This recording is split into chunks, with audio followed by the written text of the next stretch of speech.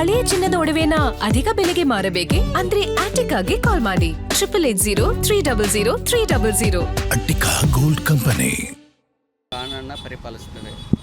ಇದು ಸತ್ಯಕ್ಕೆ ಸಂದ ಜಯ. ವಿಶೇಷವಾಗಿ ನಮ್ಮ ಸಮಗ್ರ ಹರಪೀಠದ ಸದ್ಭಕ್ತರಿಗೆ ನಾವು ಧನ್ಯವಾದ ಹೇಳ್ತೀವಿ. ಇಂಥ ಸಂದರ್ಭದಲ್ಲಿ ಭಕ್ತರು ಎಲ್ಲವೂ ಅವರಿಗೆ ಮಾಹಿತಿ ಇದೆ. ಆ ಹಿನ್ನೆಲೆಯಲ್ಲಿ ನಮ್ಮ ಜೊತೆಗೆ ಗಟ್ಟಿಯಾಗಿ ನಿಂತಕ್ಕೆ ಅವರಿಗೆ ನಾವು ಧನ್ಯವಾದವನ್ನು ಹೇಳ್ತೀವಿ.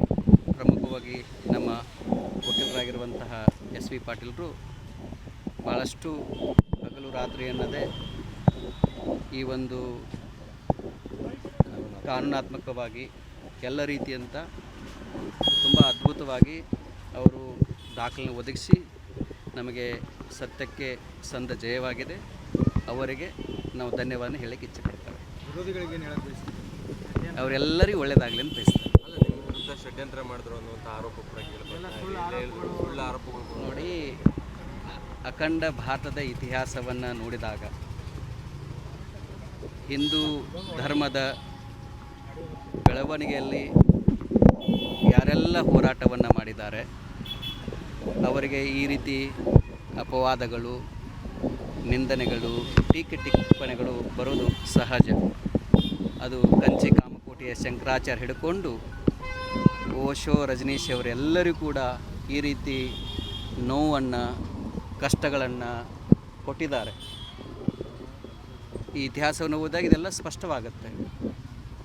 ಇದು ಸನ್ಯಾಸತ್ವ ಅಂತಂದರೆ ಇದು ಹೂವಿನ ಹಾಸಿ ಅಲ್ಲ, ಇದೊಂದು ಅಗ್ನಿಪಥ. ನಾವೆಲ್ಲರೂ ದಾಟಲೇಬೇಕು. ಕೊನೆಗೆ ಉಳಿದ್ಯಾವುದು? ಸತ್ಯ, ಧರ್ಮ, ನ್ಯಾಯ. ಅದನ್ನು ನಾವು ಪರಿಪಾಲಿಸ್ತೇವೆ. ಸ್ವಾಮೀಜಿಗಳು ಇದೇ ರೀತಿ ಎಲ್ಲ ಷಡ್ಯಂತ್ರಗಳು ಮಾಡ್ಕೊಂಡು ಇದು ಸದ್ಯ ನ್ಯಾಯಾಲಯದಲ್ಲಿರೋದ್ರಿಂದ ಇಷ್ಟು ಹೇಳಲಿಕ್ಕೆ ಇಚ್ಛೆ ಪಡ್ತೇವೆ. ನಾವು ಏನು ಹೇಳಬೇಕು ಅನ್ನೋದನ್ನು ಆವತ್ತೇ ನಮ್ಮ ಗುರುಗಳು ಲಿಂಗೈಕ್ಯ ಜಗದ್ಗುರು ಡಾಕ್ಟರ್ ಮಹಾಂತ ಶಿವಾಚಾರ್ಯ ಮಹಾಸ್ವಾಮೀಜಿಯವರು ಡೈರಿಯಲ್ಲೇ ಬರೆದು ಹೋಗಿದ್ದಾರೆ. ಅವರೆಲ್ಲ ಹೇಳಿದ್ದಾರೆ. ಅದು ಸಮಗ್ರ ಸಮುದಾಯಕ್ಕೆ ಗೊತ್ತಿದೆ.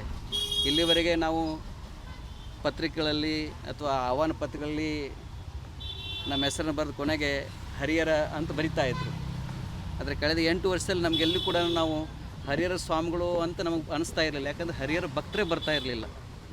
ಈ ಘಟನೆಯಿಂದ ಇಡೀ ಹರಿಹರ ತಾಲೂಕಿನ ಭಕ್ತರು ಗಟ್ಟಿಯಾಗಿ ನಿಂತ್ಕೊಂಡಿದ್ದಾರೆ. ಯಾರೆಲ್ಲ ಈ ಒಂದು ಕೆಲಸವನ್ನು ಮಾಡಿದ್ದಾರೆ ಅವರಿಗೆ ನಾನು ಧನ್ಯವಾದ ಹೇಳೋಕ್ಕೆ ಇಷ್ಟಪಡ್ತೀನಿ. ಅವರ ಕಾರಣದಿಂದ ನನ್ನ ಭಕ್ತರು, ಹರಿಹರ ಭಕ್ತರು ನಮ್ಮ ಮಠಕ್ಕೆ ಬರೋಂಗಾಯ್ತಲ್ಲ, ಅವರಿಗೆ ಅನಂತ ಧನ್ಯವಾದ ಹೇಳೋಕ್ಕೆ ಇಷ್ಟಪಡ್ತೀನಿ.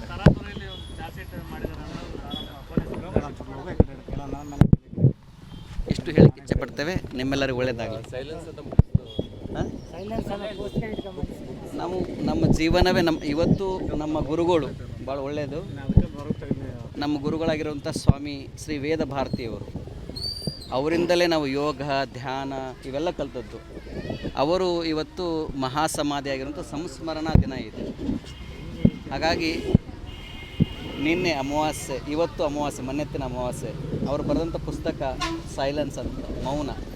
ಅನೇಕ ಬಾರಿ ಶಬ್ದಗಳು ಹೇಳೋದನ್ನು ಮೌನ ಉತ್ತರ ಕೊಡ್ತದೆ. ನಿಮ್ಮೆಲ್ಲರಿಗೂ ಒಳಿತಾಗಲಿ. ಶರಣ್.